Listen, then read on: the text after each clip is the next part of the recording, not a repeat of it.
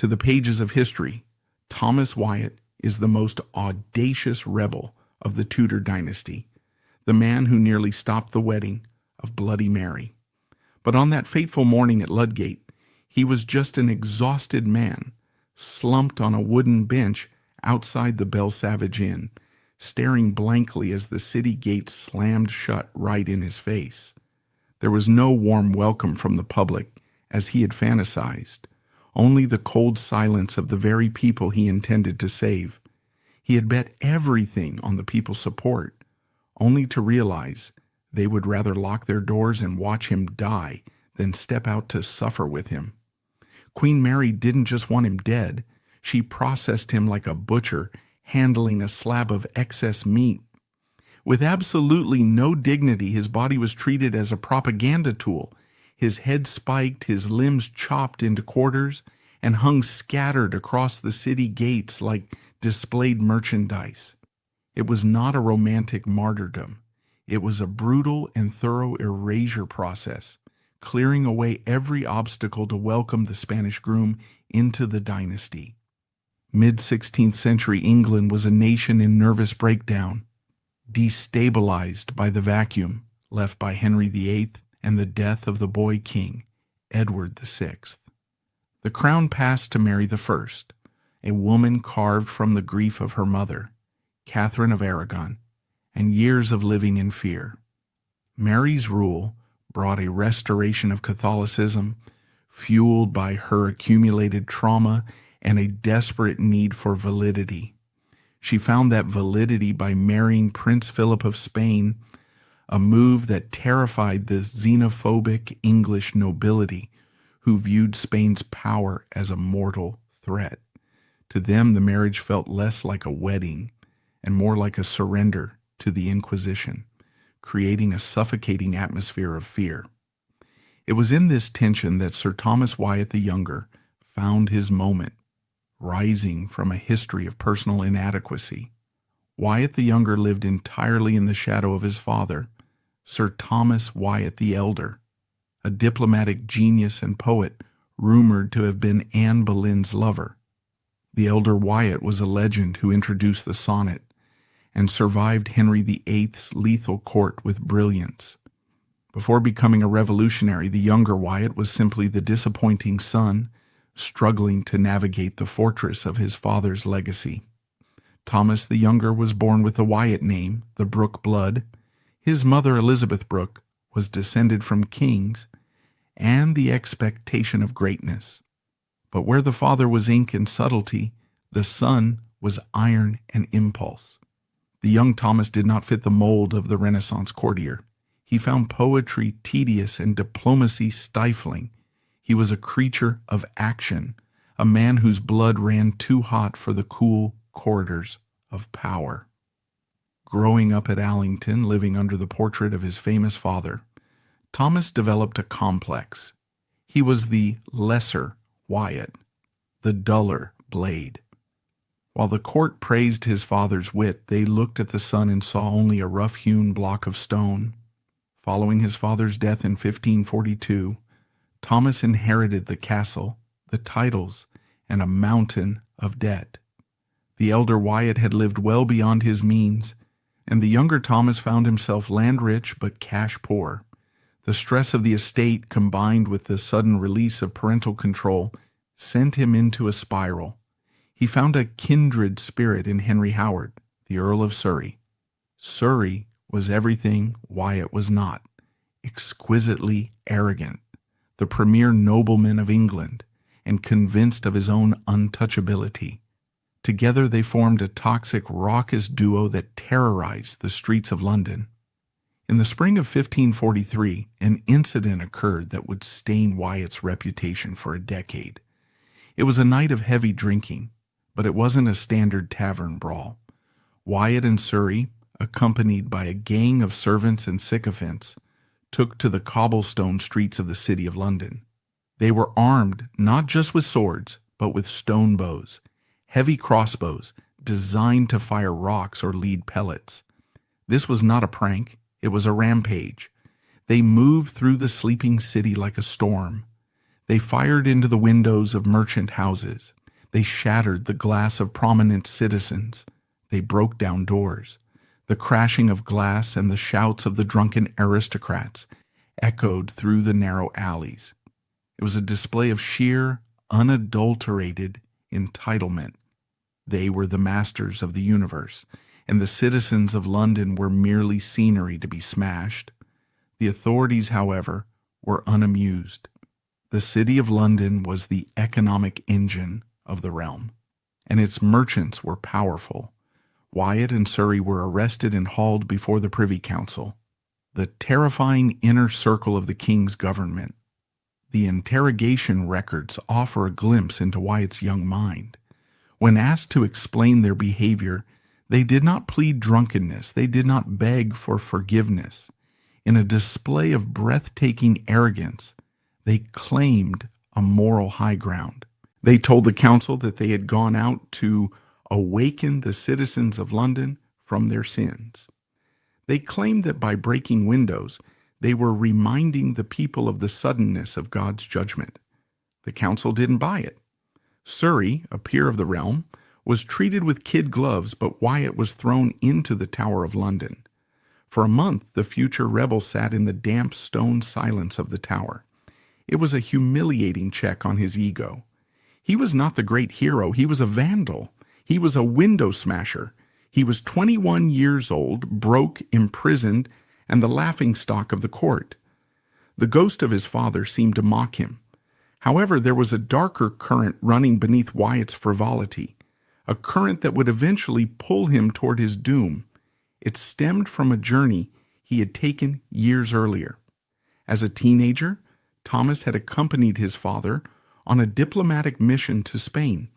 The sights and sounds of the Spanish court left an indelible mark on the young Englishman.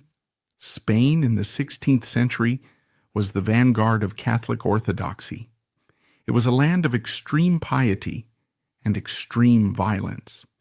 It is widely believed that during his travels, the young Wyatt may have witnessed the machinery of the Spanish Inquisition firsthand. Imagine the scene: a dusty square in Valladolid or Madrid, the heat of the sun beating down, the smell of incense mixing with the smell of unwashed bodies, the procession of the auto da fe, the act of faith, the figures in their conical hats, the San Benitos, the chanting of the friars, and then the fires.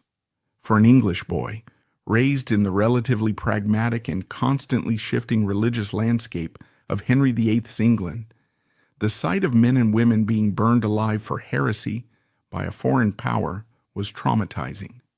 Historians argue that this moment was the genesis of Wyatt's Hispanophobia. He didn't just dislike the Spanish, he feared them in a primal, visceral way. He saw the Spanish Empire not as a civilized neighbor, but as a fanatical beast that consumed everything in its path. He saw the rigid control, the lack of liberty, the absolute submission to the church and the crown. When he sat in the Tower of London in 1543 staring at the walls, perhaps those memories returned to him. He was a prisoner of his own king, yes, but at least he was an Englishman. In Spain, he believed he would have been ash. Prison changed him, or perhaps the realization of his debts changed him. Upon his release, Wyatt realized he could not continue as a hooligan. He needed money, and he needed respect. He found both in the only industry that was booming: war. Between 1543 and 1550, the boy died, and the soldier was born. Wyatt volunteered for the King's Wars in France. This was not the chivalric jousting of Arthurian legend. This was the grim industrial slaughter of the Gunpowder Age. Wyatt threw himself into the siege of Boulogne in 1544. Siege warfare was a brutal teacher. It was a science of geometry and patience. It was digging trenches, sapping toward enemy walls while musket balls whizzed overhead. It was calculating the trajectory of cannonballs. It was living in mud that reached the knees, surrounded by dysentery and gangrene. Wyatt thrived. To the surprise of everyone who had known him as the window smasher, Thomas Wyatt the Younger possessed a brilliant military mind. He had an aptitude for logistics and artillery. He understood the ordnance, the heavy guns. He learned how to move cannon through swamps, how to breach a wall, and how to lead men who were cold, hungry, and terrified. He rose rapidly through the ranks. He was commended for his bravery, but more importantly for his competence. By the time the war settled, he was no longer Wyatt the poet's disappointed son. He was Sir Thomas Wyatt, a battle-hardened veteran. He returned to England in 1550 a transformed man. He settled back into Allington Castle, determined to live the life of a country gentleman. He served as Sheriff of Kent.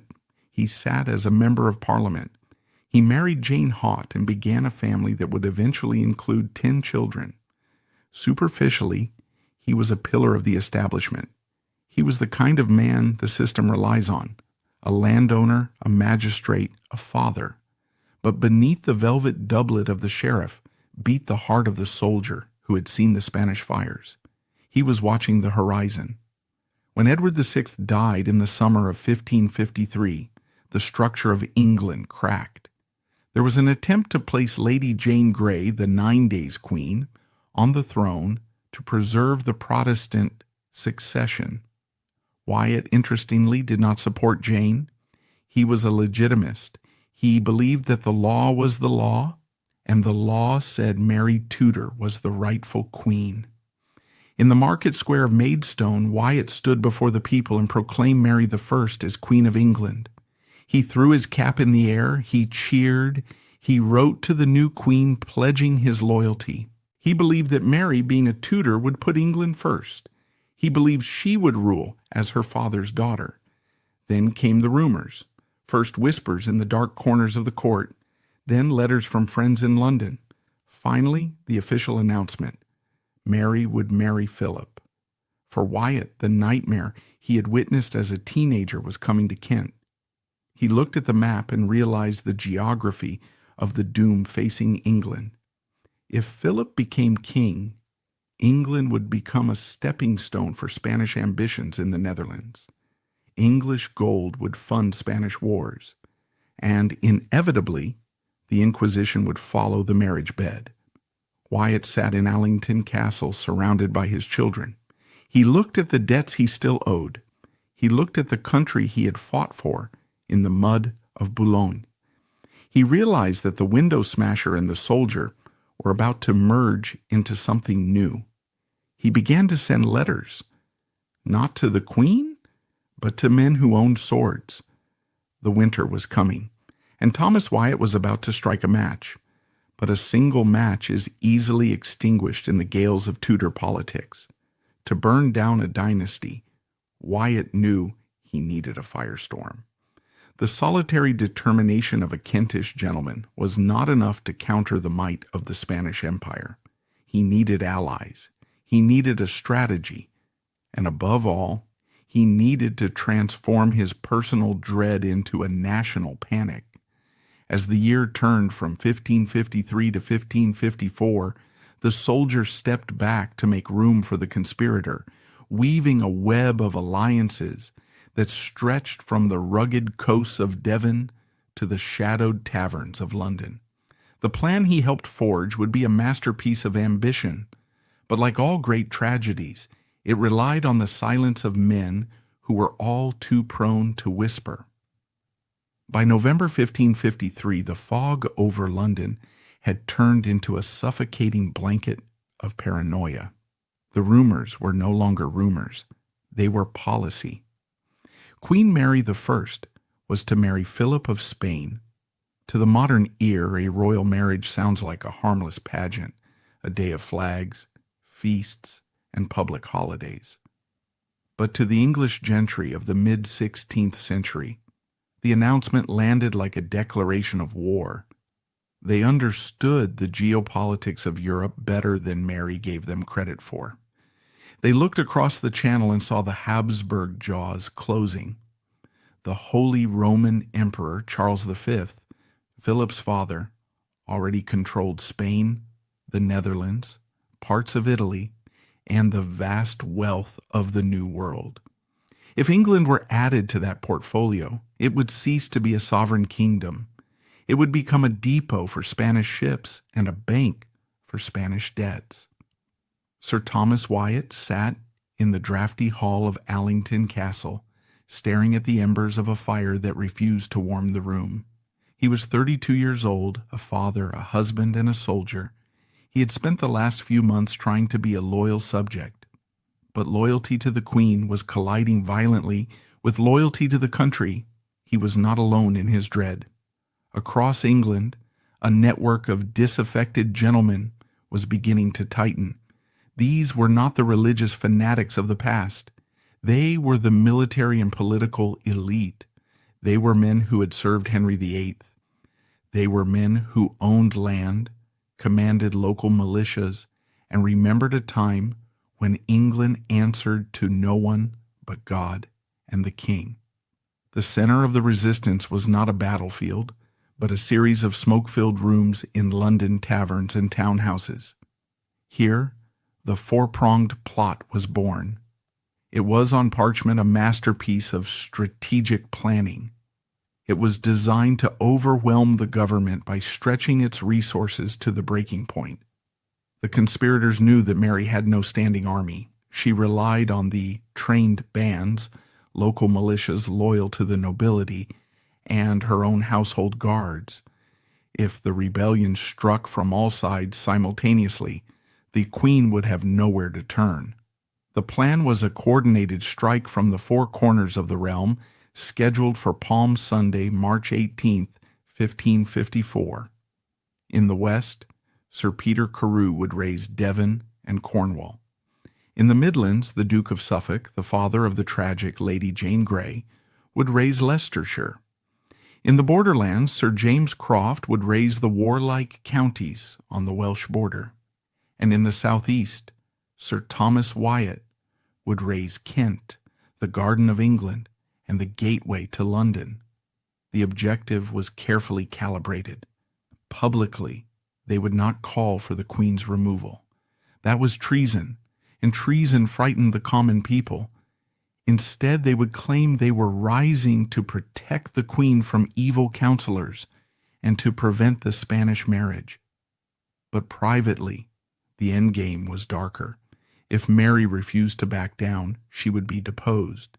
In her place, they would put her half-sister, the Princess Elizabeth, and to secure the line, Elizabeth would be married to an English nobleman, keeping the bloodline pure and the Spanish out. They had the soldiers. They had the weapons. They had the public support. What they lacked was the ability to keep a secret. Every conspiracy has a flaw. In the plot of 1554, the flaw had a name, Edward Courtenay.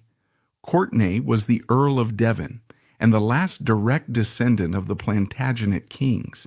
He carried the blood of the White Rose, the House of York, which they hoped to graft onto the Tudor stem. But Edward Courtenay was a broken vessel. He had spent his entire youth, from age 12 to 26, locked in the Tower of London, simply because his blood was too royal for Henry VIII's comfort. Mary had released him when she took the throne, but the damage was done. He was socially stunted, emotionally volatile, and desperate for approval. The conspirators needed a figurehead, and they picked Courtenay. It was a fatal miscalculation. They whispered their plans to him, feeding his ego, promising him a crown and a queen. But Courtenay wasn't built for high treason. He was built for survival.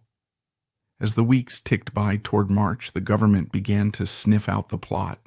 The Lord Chancellor, Stephen Gardiner, a wily, fox-like bishop who served as Mary's right hand, sensed the tension. He turned his gaze on the weakest link. Gardiner summoned Courtenay. He didn't need a rack or thumbscrews. He simply used pressure.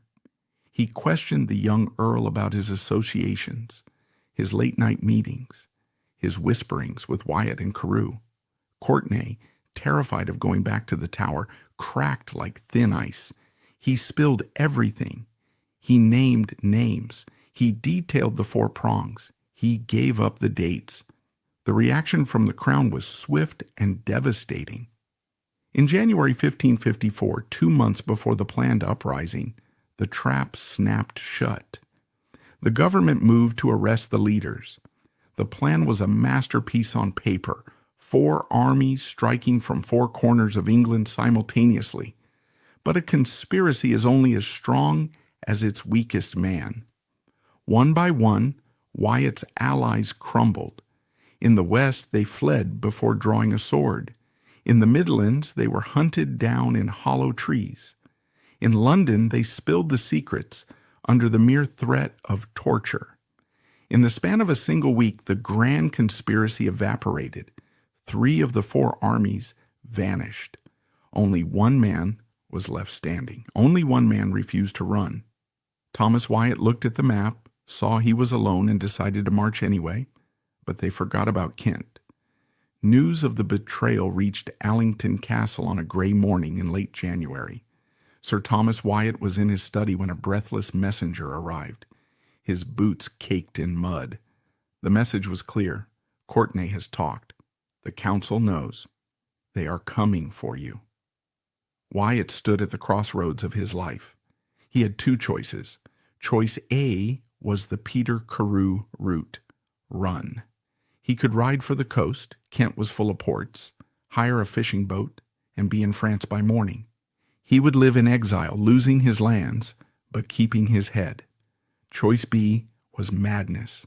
It was to proceed alone, to launch the rebellion 2 months early, in the dead of winter, without the support of the West, the Midlands, or Wales, to march on London with whatever men he could scrape together in 24 hours.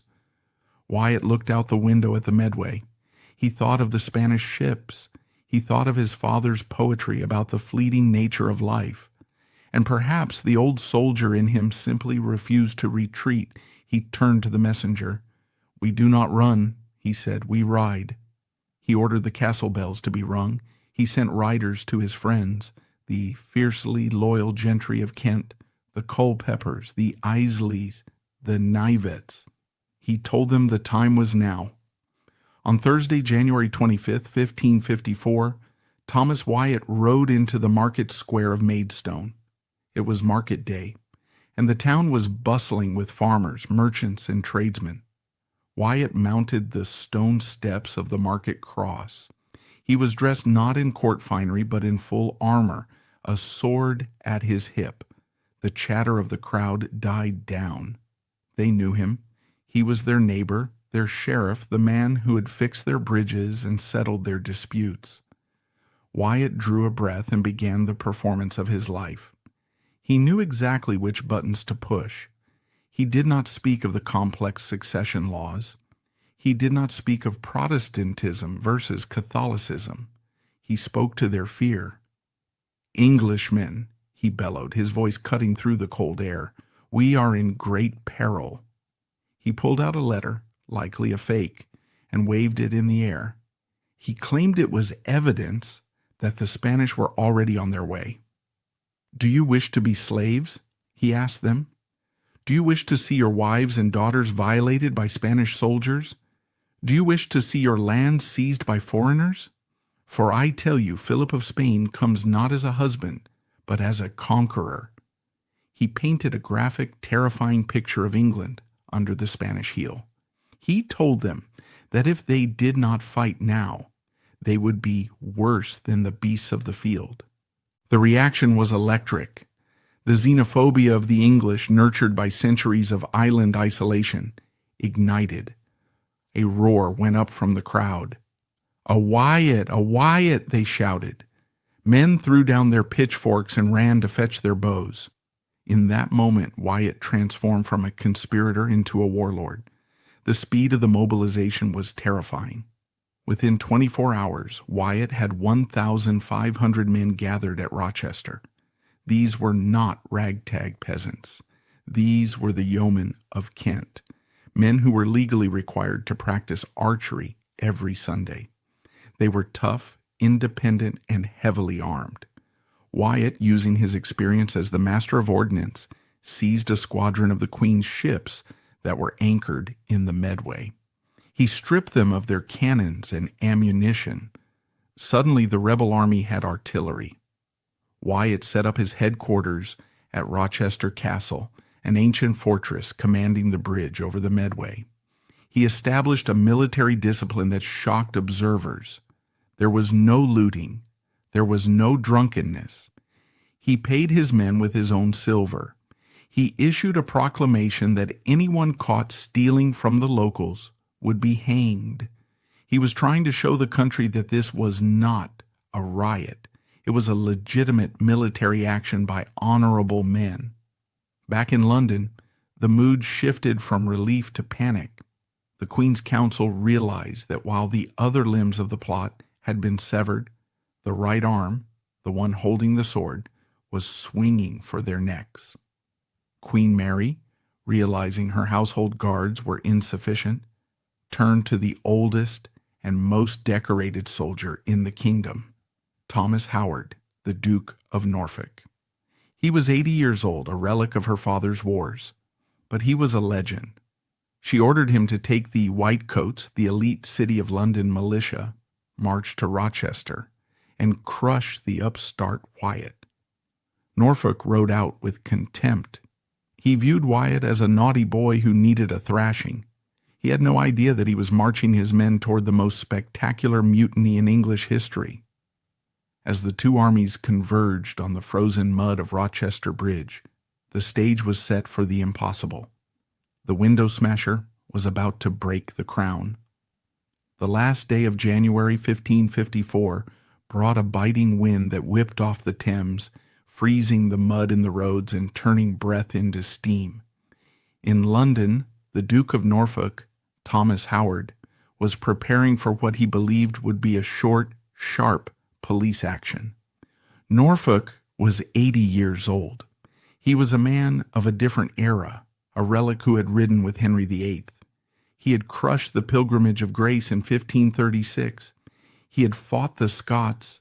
He had survived the axe by a miracle of timing.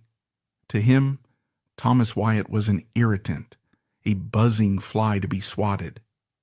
Norfolk rode out of London at the head of a formidable force. His vanguard consisted of his own personal retinue and artillery, but the bulk of his army was the Whitecoats. These were the trained bands of the City of London, citizen soldiers named for their distinctive white jerkins, often embroidered with the Red Cross of St. George. They were well equipped, disciplined, and numbered over 500. As they marched down the Dover Road toward Rochester, the mood was light. The officers joked about being back in London in time for supper. They were marching to put down a traitor who had dared to disturb the Queen's peace.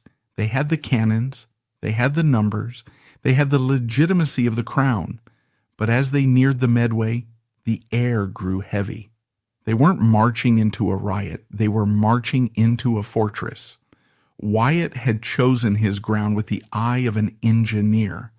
He had fortified the eastern end of the Rochester Bridge, a stone span crossing the turbulent river. He had dismantled part of the bridge to prevent a cavalry charge and positioned his stolen naval guns to sweep the approach. On the morning of the battle, Wyatt rode among his men. He knew the odds. If the Whitecoats attacked with determination, his force of Kentish yeomen would eventually break. He needed a miracle. He needed to win the battle before the first shot was fired. Norfolk arrived and surveyed the rebel positions. He ordered his herald to step forward and offer a pardon to any man who laid down his arms. "The Queen is merciful," the herald shouted across the freezing water. Wyatt stepped forward, fully armored. "We need no pardon," he shouted back, his voice carrying over the wind, "for we have done no wrong." Norfolk, losing patience, signaled for the assault. The artillery was primed. The Whitecoats lowered their pikes and began the slow, rhythmic march toward the bridge. The drums beat the cadence of death. Rat-tat-tat, rat-tat-tat. Wyatt's men tensed, fingers tightening on bowstrings. This was it, Englishmen against Englishmen. And then the drumbeat stopped. At the front of the Whitecoats marched a man named Alexander Brett, a captain of the London militia. Just as the order to charge was about to be given, Brett drew his sword. But he didn't point it at Wyatt. He turned and faced his own men. "Masters," Brett roared, halting the advance, "we go to fight against our native countrymen, our neighbors, and our friends." The silence that followed was louder than any cannon blast. Norfolk sat on his horse, stunned, his mouth agape. Brett continued, his voice rising with passion. "They act to preserve us from the dominion of these proud Spaniards. Do you wish to be slaves? I tell you, as for me, I will not fight them." He ripped off his white coat. "I am an Englishman." The dam broke. 500 men erupted in a cheer that shook the birds from the trees. "A Wyatt! A Wyatt!" they screamed. They turned their pikes around. They threw their hats in the air. The ranks of the Queen's army dissolved into a riot of embrace and celebration. The Duke of Norfolk watched in horror as his army defected en masse. He was an old wolf who had suddenly realized the pack was no longer his. Realizing that he was now the target, the 80-year-old Duke spurred his horse and fled for his life, galloping back toward London with his tail between his legs. He left behind everything: 8 brass cannons, all his ammunition, and the prestige of the crown. Wyatt walked across the bridge, arms open to embrace Alexander Brett. His army had not only survived, it had doubled. He now had the city of London's own soldiers on his side. The road to the capital was wide open. When the mud-spattered Duke of Norfolk stumbled back into London with the news of the disaster, the city descended into hysteria. This was Black Monday. The shops closed. The gates of the city were slammed shut and barred. Women wept in the streets, convinced that Wyatt's wild men of Kent were coming to sack the city. Rumors flew that Wyatt was already at the gates, that he had 20,000 men, that he was going to burn the tower. The Privy Council was in meltdown. They begged Queen Mary to flee. "Go to Windsor," they urged. "Go to France. You must leave London." But they had underestimated Mary Tudor. Mary was small, nearsighted, and frequently ill. She had none of the physical imposingness of her father, but she had his spine. She knew that if she fled London now, she would never return. A monarch who runs is a monarch who falls. She looked at her terrified councilors with cold, hard eyes. "I will not leave," she said. "I will go to the people." On February 1st, while Wyatt was marching through Deptford, Queen Mary rode to the Guildhall, the heart of the city's commerce and government. She summoned the Lord Mayor and the aldermen. She stood on a dais, a lone woman in a sea of anxious men in velvet robes. This was the most dangerous moment of her life. These men controlled the money and the militia. If they opened the gates to Wyatt, she was dead. She began to speak. Her voice was surprisingly deep and resonant, possessing a gravity that silenced the crowded hall. She did not plead. She commanded. "I am come unto you in mine own person," she began, "to tell you that which you already see and know, the traitor Wyatt." She dismantled Wyatt's arguments. She addressed the Spanish marriage directly. "I am not so bent to my will," she declared, "that for my own pleasure I would choose where you should be cursed. For I am already married to this realm, and the laws of the same. You are my children and my kin. I cannot believe that you will surrender me to a traitor."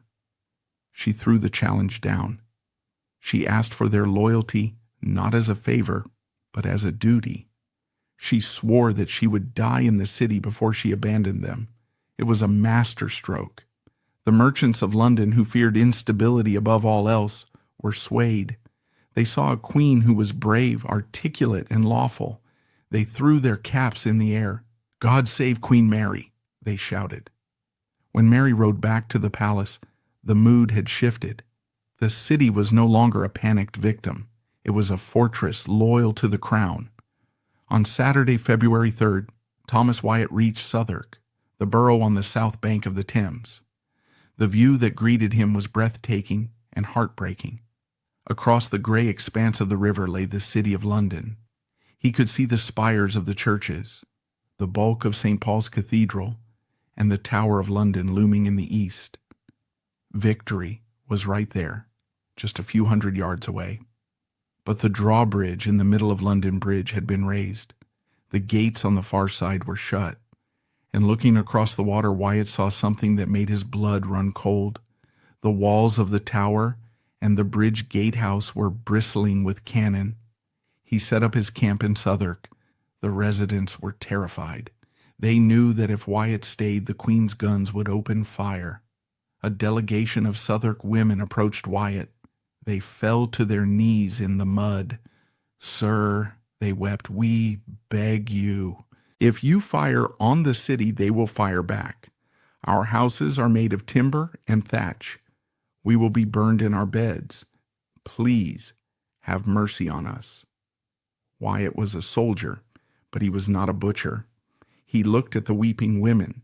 He looked at the cannon trained on the homes of the innocent. He knew that if he engaged in an artillery duel, he would destroy the very people he claimed to be saving. "I will not buy my victory with your ashes," he told them. He ordered his men to hold their fire. For 3 days he waited, hoping the city would rise up and lower the bridge for him.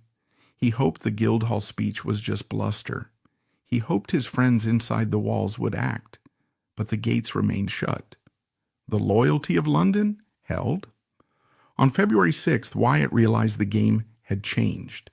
He could not cross London Bridge. He could not swim the Thames with heavy artillery. He called a council of war in a tavern in Southwark. The room was thick with smoke and desperation. His captains were arguing. "We must attack," one shouted. "We must retreat to Kent," shouted another. Wyatt slammed his hand on the table. "We do neither." He unrolled a map. "If we cannot cross here, we cross where the river narrows." He pointed a finger to the west, to the town of Kingston upon Thames, 10 miles upstream. "We march to Kingston," Wyatt declared. "We repair the bridge there, we cross the river, and we march back to London from the west. We will come at them from the side they do not expect." It was a bold plan. It was also a desperate one. It meant a forced march of over 20 miles, at night, in a winter storm, with heavy cannon. It meant leaving their supply lines. It meant gambling everything on one last throw of the dice. Wyatt stood up and put on his helmet. Outside, the sky was turning black. A storm was rolling in. "Sound the drums," he whispered. "We march into the dark." Tuesday, February 6th, 1554. The sun had set, but there was no darkness, only a gray, freezing twilight of sleet and rain. Thomas Wyatt rode at the head of his army, his face set in a grim mask. They were leaving the safety of Southwark, turning their backs on the impregnable London Bridge, and marching west into the storm. The destination was Kingston upon Thames, a market town 10 miles upstream. It was the nearest crossing point. The plan was simple but grueling. March all night, cross the river before dawn, and strike London from the undefended west before the Queen could reposition her troops. It was a hell march in the truest sense. The roads of Tudor England were bad in summer. In February they were liquid bogs. The clay soil of the Thames Valley grabbed at boots and hooves like clutching hands. The men, who had been on high alert for weeks, were exhausted. They hadn't slept properly in days. They marched in a trance, heads down against the driving sleet, their armor heavy and freezing against their skin. Every mile men slipped away.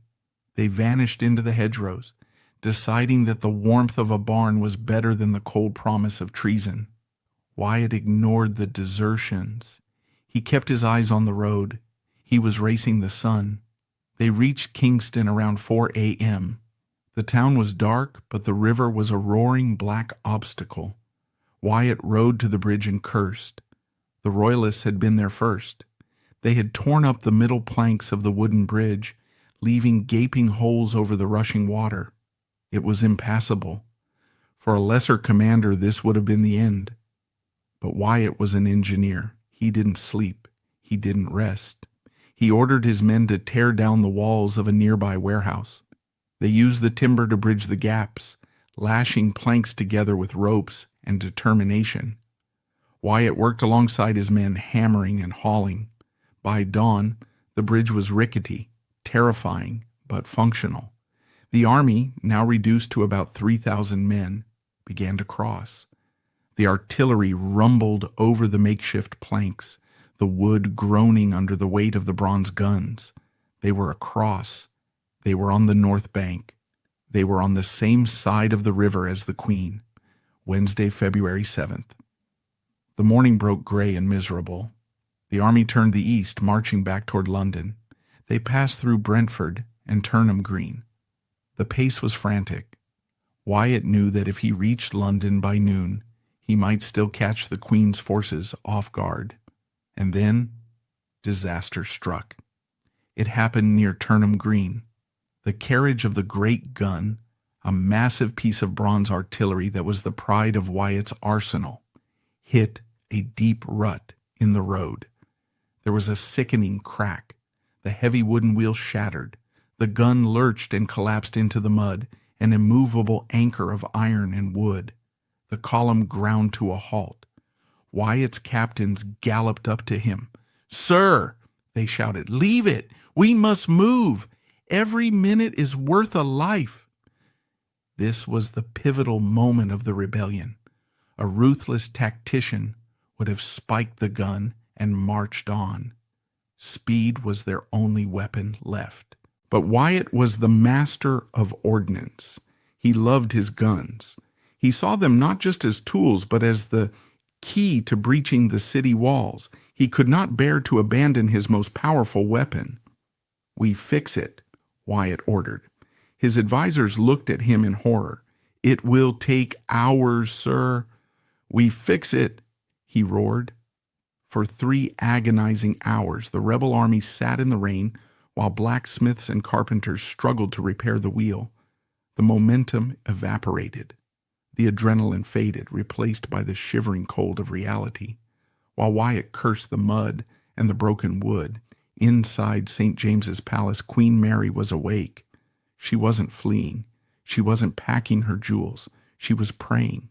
Surrounded by panicked courtiers urging her to run, the tiny, nearsighted woman remained essentially immovable.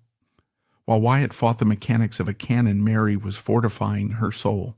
It was a battle between a man relying on iron and a woman relying on God. And on this day, God seemed to be favoring the Queen. Because of this fatal delay, the news of his crossing reached London. The Queen's generals, the Earl of Pembroke and the Earl of Clinton, had time to wake up, eat breakfast, put on their armor, and deploy their troops.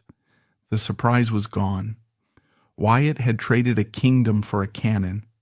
By the time the army resumed the march, it was late afternoon. They reached the area of Knightsbridge and Hyde Park. The terrain here was open fields, perfect for cavalry. The Queen's army was waiting. The Earl of Pembroke had thousands of men drawn up on the hill where St. James's Palace now stands. As Wyatt's ragged column appeared, the royal artillery opened fire. It wasn't a battle so much as a brawl. Wyatt, realizing he was being flanked, made a snap decision. He didn't stop to fight Pembroke's main force. He ordered his men to run. "To the city," he shouted. "To the city! The gates will be open." He believed that if he could just get to the city walls to Ludgate, the citizens would let him in, and Pembroke's army would be locked out. The rebel column split in two like a worm cut by a spade. The rear guard was cut off and slaughtered by Pembroke's cavalry. But the vanguard, Wyatt and his hardest corps of about 500 men, broke through. They ran down what is now Pall Mall, past Charing Cross and onto the Strand. It was a surreal scene. The citizens of London leaned out of their windows to watch. They didn't fight. They just watched the race as if it were a pageant. Wyatt rode furiously, his sword drawn, shouting, "God save Queen Mary," to confuse the onlookers, hoping they wouldn't block his path. He reached Fleet Street. He could see the gate ahead, Ludgate. It was one of the main entrances to the city of London. Wyatt's heart must have been hammering against his ribs. This was it, the moment of truth. If the gates opened, he had won. The city would be his fortress. The Queen would be forced to negotiate. He rode up to the heavy wooden doors. They were shut tight. He pounded on the wood with the hilt of his sword. "Open!" he screamed. "I am Wyatt, the Queen's friend. Open for the true friends of England." There was a pause. Then a small wicket gate opened near the top. The face of Lord William Howard, the Lord Admiral, appeared. He was not smiling. "Avaunt, traitor," Howard said coldly. "You shall not come in." The shutter slammed closed. The echo of those words signaled the death of the rebellion. The silence that followed was absolute. Wyatt sat on his horse, staring at the wood grain of the gate. The adrenaline that had sustained him for weeks drained away, leaving him hollow. He looked back. His army was gone. Most had been cut off at Charing Cross. The few hundred who remained were huddled in the street, panting, muddy, and terrified. They looked at him for orders, but he had no orders left. There was no plan C. Wyatt turned his horse around. He rode slowly back toward Temple Bar. The fight had gone out of him. He was not defeated by a superior strategy or a brilliant general. He was defeated by a broken wheel and a locked door. Near the Temple Bar gate, a royal herald, Sir Maurice Berkeley, rode up to him. The street was filling with the Queen's soldiers. The trap had closed. Berkeley looked at Wyatt. There was no malice in his eyes, only a strange pity. "Sir," Berkeley said, "your hap is evil. It is over. Yield yourself." Wyatt looked at his sword. It was the sword of a Wyatt, the sword of a Kentish gentleman. He had thought to use it to save England. Now it was just a piece of metal in the hand of a dead man. He didn't speak. He simply threw the sword into the mud. He climbed down from his horse. He was so exhausted, he nearly fell. He walked over to a stone bench near the gate and sat down. He put his head in his hands. "I have kept my promise," he whispered to no one. Berkeley approached him gently. He asked Wyatt to mount a horse behind him so that he would not be torn apart by the gathering crowd. Wyatt climbed up, sitting behind his captor like a child. As they rode toward the Tower of London, the people of London, the same people Wyatt had tried to save, jeered and spat. They threw mud. They shouted, "Traitor!" Wyatt stared straight ahead. He was entering the belly of the beast. The window smasher had returned to the tower, but this time there would be no release. The rebellion was over. The retribution was about to begin. The heavy wooden gates of the Tower of London had swallowed Thomas Wyatt, effectively ending the kinetic fury of the march and replacing it with the cold, damp stillness of the dungeon. Yet, while the clang of swords had ceased on the streets, the machinery of state vengeance was just beginning to grind into gear. The rebellion on the field was over, but a far more dangerous battle was about to commence within the interrogation chambers, a struggle not for territory but for the truth and for the life of the Princess Elizabeth. Outside, the carpenters were already hammering together the gallows. Inside, the crown prepared to extract the price of treason in both blood and confession. When the doors of the Tower of London slammed shut behind Sir Thomas Wyatt on February 7th, 1554, they didn't just lock away a rebel. They locked away the last remnants of Queen Mary's patience. Until this moment, Mary I had been surprisingly lenient. She had spared her enemies after taking the throne. She had wanted to be a mother to her people, but the sight of Wyatt's army marching down Fleet Street had killed that instinct. The mother was gone. The avenger had taken her place. Mary realized that as long as rival claimants to the throne existed, men like Wyatt would try to use them. Her mercy had been interpreted as weakness. Now she would show them strength. The reaction was immediate and terrifying. The Queen's advisors, led by the ruthless Bishop Gardiner and the icy Spanish ambassador Simon Renard, demanded a purge. They argued that the rebellion was a hydra. Cut off one head and another grows. They had to burn the roots. The first to pay the price was a girl who had nothing to do with Wyatt's rebellion.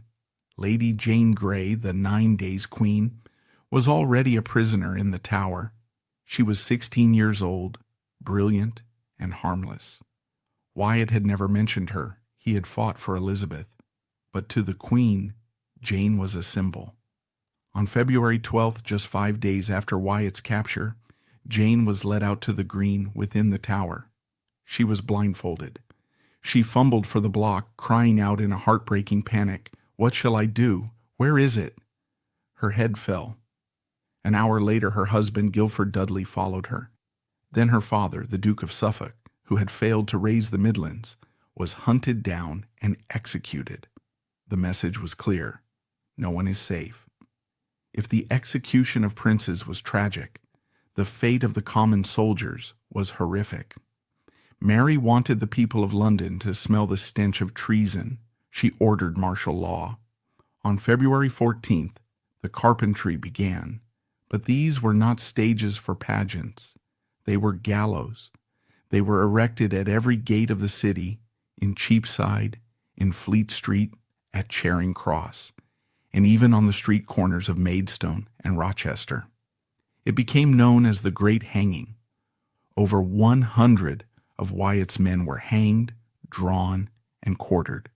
For weeks, Londoners could not walk to the market without passing the rotting corpse of a neighbor or friend dangling in chains. The city, usually noisy and vibrant, fell into a stunned, sullen silence. The scar mentioned in the beginning was being carved into the collective memory of the capital.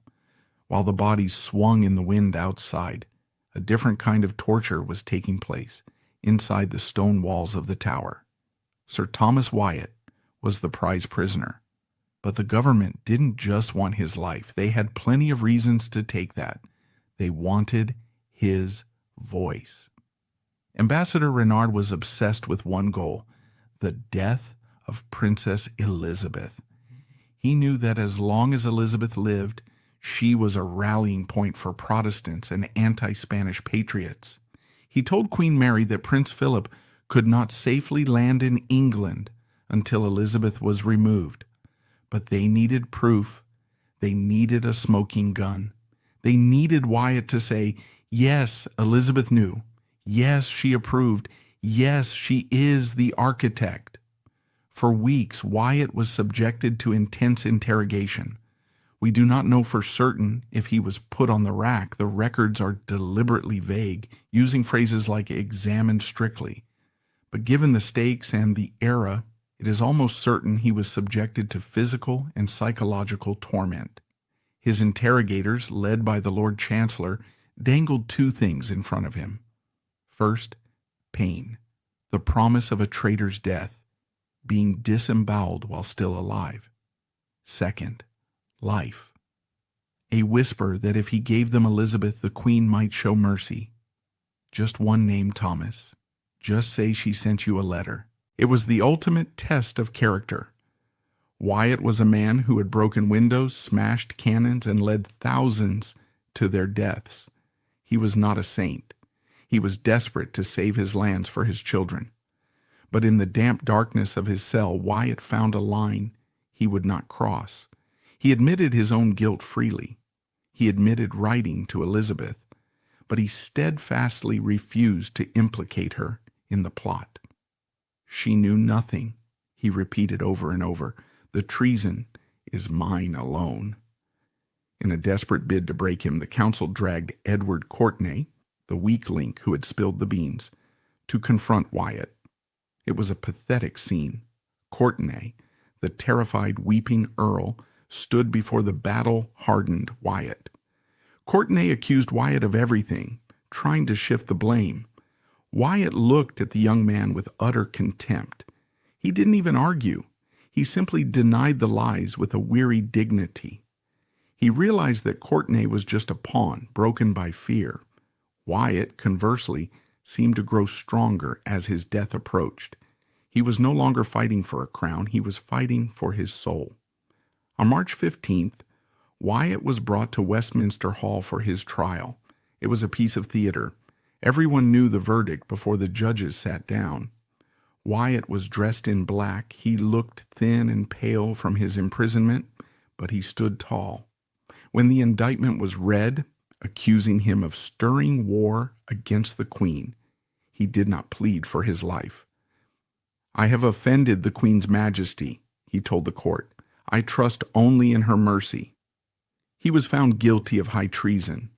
The sentence was pronounced. He was to die the full, gruesome death of a traitor. Wyatt listened without flinching. He was taken back to the Tower to await the end. But the government wasn't done. They delayed the execution. Why? Because they still hoped he would crack. They kept Elizabeth in the Tower, just a few cells away, terrified that her turn was next. Rumors began to circulate that Wyatt had confessed. The government agents whispered to the crowds that Wyatt had implicated Elizabeth. They tried to convict her in the court of public opinion since they couldn't convict her in a court of law. Wyatt heard these rumors. He realized that even in death his name was being used to destroy the future queen. He knew he had one last battle to fight. He didn't have a sword and he didn't have an army. He only had his last words. In Tudor England, the speech from the scaffold was a sacred moment. A dying man was believed to speak the truth, as he was about to meet God. If Wyatt could speak to the crowd, he could undo all of Renard's work. On the morning of April 11th, 1554, the lieutenant of the Tower came to Wyatt's cell. "It is time," he said. Wyatt stood up. He adjusted his collar. He walked out into the cool spring air of Tower Hill, where a massive crowd was waiting. He looked at the axe, he looked at the straw, and he looked at the people. He took a deep breath. The stage was finally set on Tower Hill for the concluding act of this tragedy. All the tortures, the secret interrogations, and the political maneuverings of the past weeks had led to this single moment of public spectacle. The crowd held its breath, waiting for the abject capitulation of the traitor, while the Queen's agents waited anxiously for the confirmation of their narrative. But as Thomas Wyatt looked out over the sea of faces one last time, he carried a final weapon that no axe could sever, a determination to use his dying breath to rewrite the ending of his story and shield the future of England from the grave. Tower Hill, April 11th, 1554. The morning air was crisp, carrying the scent of the river and the damp earth. A massive crowd had gathered, thousands of Londoners pressing against the wooden barriers. They had come to see a traitor die, but many had also come to pay respects to a man they secretly admired. Wyatt was not a reviled villain like the politician Northumberland. He was a soldier, a patriot, and to many, a tragic hero who had tried to save them from Spain. Wyatt climbed the wooden steps of the scaffold. He was 33 years old. His hands were unbound, but his face was gaunt. The weeks of interrogation had taken their toll, yet his eyes were clear. On the scaffold stood the executioner, the Sheriff of London, and the grim apparatus of his sentence. But Wyatt wasn't looking at the axe. He was looking at the people. The government officials were nervous. They knew Wyatt was a powerful orator. They feared he would use this final platform to incite another riot, or worse, to denounce the Queen. They wanted a standard apology. "I have sinned. I deserve to die. God save Queen Mary." Wyatt knelt and prayed. Then he stood and turned to the crowd. The silence was absolute. He began with the customary contrition. He admitted his rebellion. He acknowledged that by the laws of the land, he deserved to die. But then he pivoted, and whereas it is said and whistled abroad, his voice rang out strong and steady, that I should accuse my Lady Elizabeth's grace. It is not so, good people." The sheriff flinched. This was exactly what they didn't want him to say. Wyatt continued, raising his voice so that even those at the back could hear. "For I assure you, neither they nor any other now in durance was privy to my rising or commotion before I began. And this is most true. It was a bombshell." With his dying breath, Thomas Wyatt was acting as the sole witness for the defense of Princess Elizabeth. He was publicly exonerating the future queen.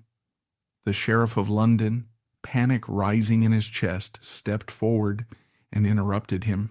"You have confessed it to the council," he shouted, trying to drown Wyatt out. Wyatt turned to the sheriff and looked him in the eye. "That which I said then, I said, but that which I say now is true." It was a masterstroke of ambiguity and courage. He implied that anything he might have confessed in the torture chamber was a lie forced by pain. But what he was saying now, facing God, was the truth. The crowd murmured. The government's narrative was shattered. Wyatt had taken the blame entirely on his own shoulders, shielding Elizabeth with his body one last time. Wyatt turned to the executioner. He forgave the man, as was custom. He took off his gown and unbuttoned his shirt. He tied the handkerchief around his eyes himself. He knelt in the straw. He whispered a final prayer. "Lord, into thy hands I commend my spirit." The axe rose and fell. It was a clean strike. The rebellion was officially over. But the horror was not. The sentence for treason was hanged, drawn, and quartered. But because he was a nobleman, he was spared the hanging and disemboweling while alive. However, his dead body was subjected to the full ritual of state vengeance. His head was held up to the crowd. "Behold the head of a traitor!" His body was stripped and butchered into 4 quarters. These grisly trophies were boiled in cumin and salt to preserve them, then nailed up at various locations around the city as a warning to others. His head was placed on a pike at the gallows of Tyburn, the notorious execution site near modern-day Marble Arch. Queen Mary and Ambassador Reynard breathed a sigh of relief. The head of the Hydra was gone. They believed the spirit of the rebellion would rot along with his flesh. They were wrong. Days after the execution, a strange thing happened. The pike at Tyburn stood empty. Sir Thomas Wyatt's head had vanished. It hadn't fallen off. It had been stolen. Despite the guards, despite the terror of the regime, someone had climbed the gibbet in the dead of night and taken the head of the rebel leader. The government was furious. They launched an investigation, but the head was never found. It was never returned. History tells us it was likely taken by a sympathizer, perhaps a former soldier, perhaps a servant from Allington Castle, who wanted to give Wyatt the dignity of a Christian burial, or at least to save him from being picked apart by crows. To this day, we do not know where the head of Sir Thomas Wyatt lies. He has no known grave. He vanished into the mystery of the city he tried to conquer. In the short term, Wyatt's rebellion seemed like a catastrophic failure. Mary married Philip of Spain in July 1554. The Catholic Restoration continued with a vengeance. Nearly 300 Protestants were burned at the stake over the next 4 years, earning the Queen the epithet Bloody Mary. But the failure was an illusion. Wyatt had achieved 2 monumental things. First, he saved Elizabeth. By refusing to implicate her, even under the threat of agony, he made it legally impossible for Mary to execute her sister. Elizabeth survived the reign of her sister largely because Wyatt refused to drag her down with him. Second, he poisoned the Spanish marriage. The rebellion proved to Philip that he was hated in England. Philip spent as little time as possible in the country, and he never allowed Spanish troops to garrison there. Wyatt's xenophobic warning had scared the government into caution. In 1558, Mary I died, broken and childless. The bells of London rang, not for grief, but for joy. Princess Elizabeth ascended the throne as Elizabeth I. One of the first things Queen Elizabeth did was to restore the Wyatt family. She remembered. She returned the manor of Allington to Wyatt's son, George. She passed an act of Parliament restoring the family in blood and dignity. She never forgot that her crown had been bought in part by the silence of the man who died on Tower Hill. Wyatt's son, George Wyatt, became a writer and a biographer of Anne Boleyn. The family flourished, producing governors and poets in the American colonies. Sir Thomas Wyatt the Younger is often a footnote in history books, overshadowed by the glamour of Henry VIII or the glory of the Armada. He is dismissed as a hothead, a failure, a traitor. But if you look closely at the tapestry of British history, you see his thread is golden and essential. He was a man who began his life breaking windows and ended it breaking the grip of an empire. He was a lad who grew into a martyr. He reminds us that history is not always written by the victors. Sometimes it is written by the losers who leave a scar so deep that the future grows around it. Wyatt was right. The Spanish marriage was a disaster, and Mary died broken just 4 years later. When Elizabeth I finally took the throne, one of her first acts was to restore the Wyatt family to their lands and titles. It was the ultimate vindication. The traitor's son became the Queen's favorite. Somewhere in the dark earth of London, the headless body of Thomas Wyatt could finally rest. He had lost the battle at Ludgate, but from the grave, he had won the war for England's soul.